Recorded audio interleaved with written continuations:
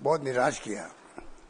बातें बहुत अच्छी कही उन्होंने, कुछ वादे भी किए हैं फ्यूचर के लिए कि फ्यूचर में क्या पॉलिसी रहेगी देश की, आतंकवाद को लेके भी, एटॉमिक एनर्जी को या एटॉमिक बम को लेके भी, सब बातें उन्होंने कही, अच्छी बात है।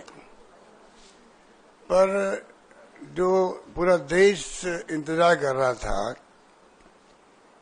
कि जो अचानक सीज फायर हुआ, उसको देश पूरा समझ नहीं पा रहा है, कोई नहीं समझ पा रहे हैं। ऐसा कभी होता नहीं है कि वो भी गुप्त तरीके से सीक्रेट रख के कैसे हो सकता है। पब्लिक डोमेन में बात आती हुई कि हम चर्चा कर रहे हैं युद्ध कैसे रुके। हम भी नहीं चाहते युद्ध करना, क्योंकि सबसे अच्छा काम सेना ने ये किया, जिनको हम सब सलाम करते हैं। उन्होंने जो है पहले दिन ही जो अटैक किया, उसमें ना सिविलियन कोई जगह पर और ना कोई पाकिस्तान के सैनिक अड्डों पे भी नहीं किया, जबकि दुश्मन देश है वो अटैक कर सकते थे। सिर्फ और सिर्फ 9 जगह चुन करके उन्होंने अटैक किया जो आतंकवाद के अड्डे थे। तो पूरी दुनिया में इसकी तारीफ हुई और जो कुछ सेना कर रही थी सब अप्रिशिएट कर रहे थे। पहलगाम में जो घटना हुई तो जो लोग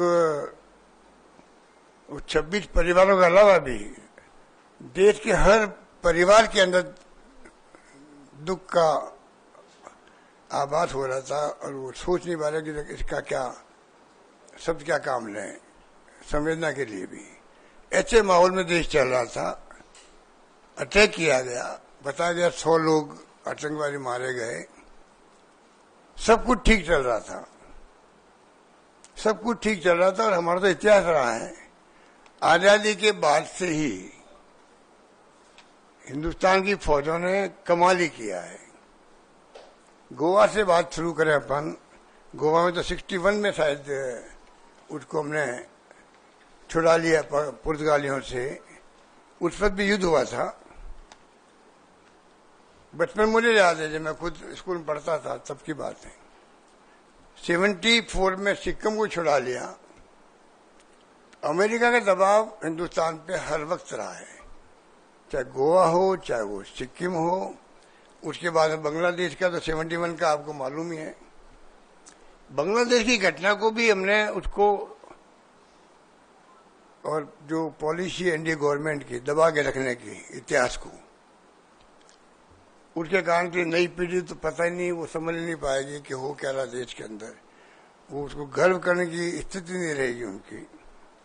किस प्रकार 2 टुकड़े कर लिए पाकिस्तान के, 93,000 सैनिकों को, कर्नल जनरल सबको सरेंडर करवा दिया। वो वक्त भी देखा हम लोगों ने। मैं खुद बचपन में गया था 71 के बाद के वक्त में, शरणार्थी शिविर लगे हुए थे वहां पर, 1 करोड़ लोग आ गए थे इंडिया के अंदर। तो हम एनजीओ के माध्यम से गए वहां सेवा करने के लिए। तो मुझे याद है कि वो दृश्य क्या था वहां पर और किस प्रकार वो बाद में इतनी बड़ी जीत के बाद में उस पर भी अमेरिका का साधना बेड़ा आ गया था। निक्सन साहब ने भेज दिया, दबाव दिया इंदिरा गांधी पर, झुकी नहीं इंदिरा गांधी, परवाह नहीं करी साधना बेड़े की। ये भी वक्त था हमारा जब ये सब कुछ हुआ। शिमला समझौता भी हो गया कि हम 2 राष्ट्र के बीच में बात करेंगे, तीसरा राष्ट्र पिक्चर में नहीं आएगा।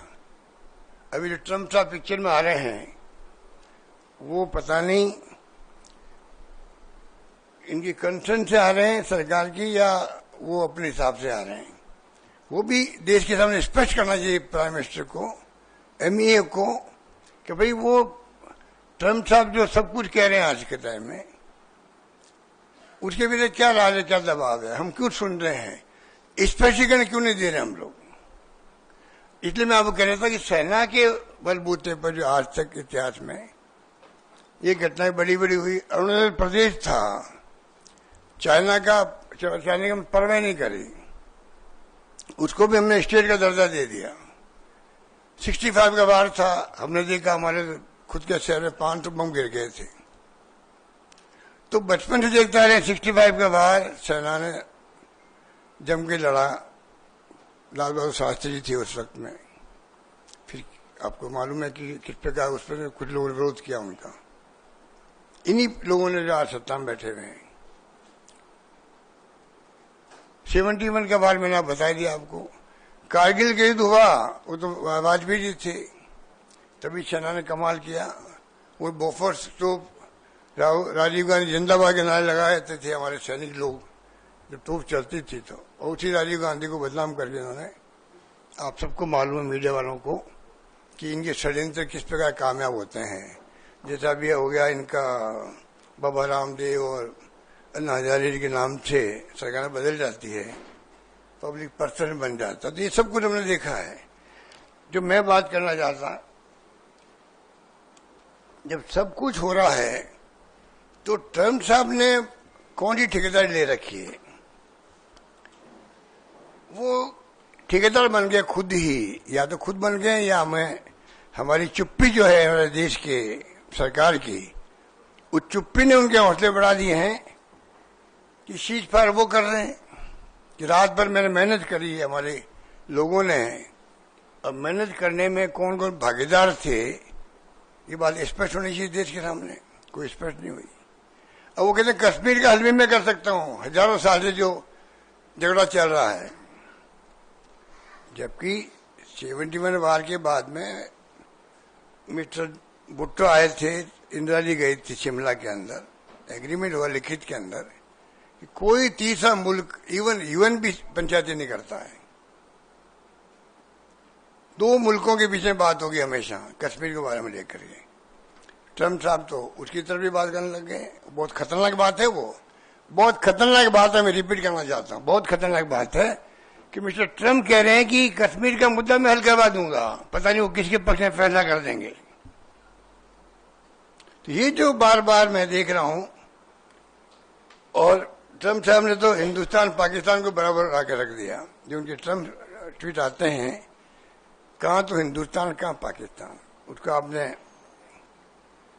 इस प्रकार कर दिया कि लोग। और फिर अभी पीएम की स्पीच होने वाली है। ऐसा तो नहीं है कि अमेरिका को मालूम नहीं था, तमाम मुल्कों को मालूम होता कि क्या होने वाला किस मुल्क में।